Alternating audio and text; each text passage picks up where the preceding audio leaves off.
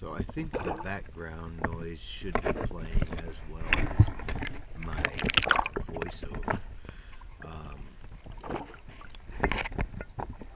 The weird thing about using too many cameras is then I got to decide what footage I want to use. And my video editing applications don't always mix them together well. The first clip was from the pivot head glasses. The second clip underwater was the GoPro. And this here is the GoPro. If you can hear the other audio in the final export video, you might hear me talking to the pivot heads over this video here, which I didn't think it would pick it up since it was in the GoPro, which was inside the waterproof case. This is Gooddale Creek. I fished here last year. You can watch a video that was shot mostly with the pivot heads. I just really like the way the GoPro looks, so I decided I'd go with this footage. Sometimes I can't merge the three separate types together, but the editing software I've been using on my Android device, KineMaster, it seems like it's finally gotten together. It's whatever flaw it had that wasn't allowing different types of footage from different devices to be merged together, because it seems to be working now. So I stopped here at this place. This is one of my not so secret lucky spots. A lot of people bypass it because there's not much there. There's a group of houses within walking distance of this place. Well, mobile homes. I'll catch a couple of fish here, aside from the one you saw a minute ago at the start and the underwater shot of it. Here goes another one there.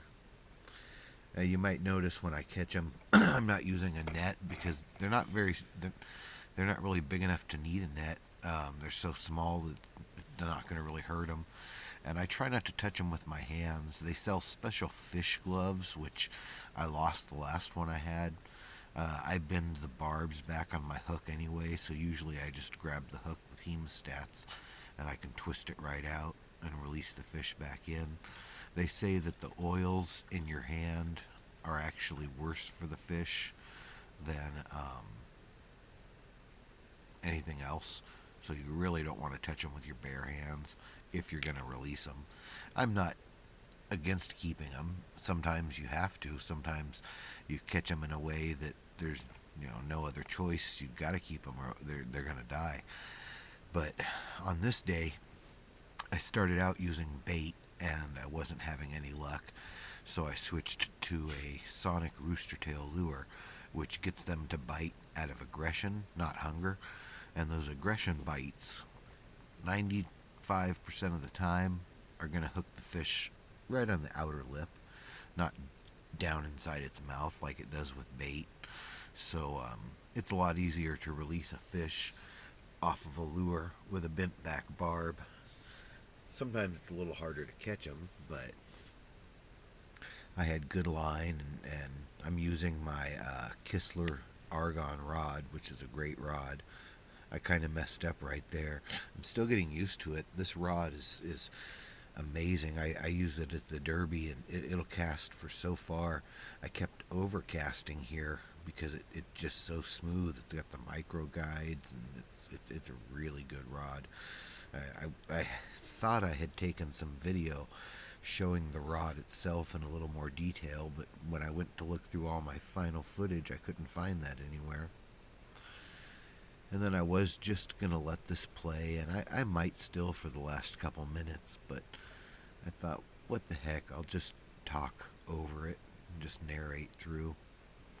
Now, the rainbow trout, and sometimes they're brown trout, that they plant in this general area, this part of California, usually they're not real huge except in the lakes, but usually they're a little bit bigger in the creeks and the rivers. The state got hit with whirling disease the year before last, and it's just it hasn't gotten the way that it used to be. We're still having to import a lot of our fish from Oregon, and the fish that we are raising here just haven't gotten back to the size that we had them before. So it's been kind of a bummer, the fishing the last couple years. That's one of the reasons I'm so anxious to get over to the coast next year and get up to Northern California and Oregon and fish for salmon and fish for something a little bit bigger. And really, ocean fishing in general will be just such a change for me that I'm really looking forward to that. Of course, it's hard to stay gone for very long. I'll have to find a new doctor if I'm going to be up there for very long, or make arrangements to come back and see my doctor here every so many months. And there's other reasons why I kind of need to stay near the area I'm at, you know, southern central California. But I've been in this area for so long, you know, 2, 3, 400 miles in either direction. I'm still in California. 400's pushing it. I can leave California 400 easy if I head east. And it didn't, 400 north or south just about has me in Oregon or Mexico. So that's about the most I can go without leaving the state. And it's not like I'm not allowed to leave the state. I can leave the state.